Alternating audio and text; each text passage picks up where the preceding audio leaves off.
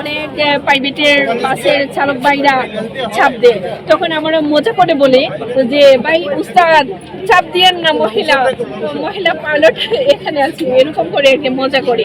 তো আমি বলবো এই আমাদের বাস চালক ভাইদেরকে বলবো যে আপনারা আমাদেরকে সহযোগিতা করবেন, আমাদেরকে সহযোগিতা করবেন, আমাদেরকে বোনের মতো করে দেখবেন, রাস্তার মধ্যে হিংসি করবেন না। আপনারা আপনাদের ড্রাইভ করবেন, আমরা আমাদের ড্রাইভিং পেশায় আসছি। আমাদের চ্যালেঞ্জিং কাজ হচ্ছে মহিলা বাস সার্ভিস, মহিলারা চালাবেন। রাস্তার মধ্যে অনেক চ্যালেঞ্জের বিষয় আছে, ভালো মন্দ সব কিছু আছে। তো আমরা যেভাবে আনন্দ অনুভব করতেছি ঠিক সেভাবে ভয়ে অনেকে কাজ করতেছে যে যদি অ্যাক্সিডেন্ট হয়। তো আমি বলবো যে আমাদের আশেপাশে যে পরিবেশগুলো আছে, অনুকূল পরিবেশ, সব কিছু তো আমাদের অনুকূলের ভিতরে না, প্রতিকূলের মধ্যেও আছে পরিবেশটা।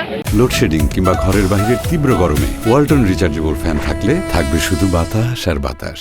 যে একটা সুশৃঙ্খল একটা রাস্তা হোক আমাদের, সেখানে হাইওয়ে রোডগুলোতে আমি দেখতেছি যথাযথভাবে উল্টা দিক থেকে গাড়ি আসতেছে, এতে আমাদের জন্য চ্যালেঞ্জিং, অনেকটাই চ্যালেঞ্জিং।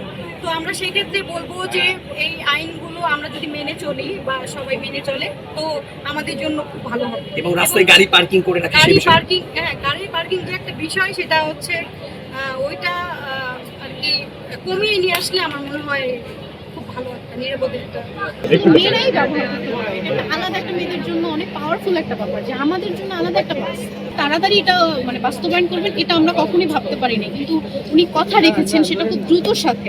এটা হচ্ছে সব থেকে বড় সরকারের একটা ভালো দিক আমি বলবো সব মেয়েদের।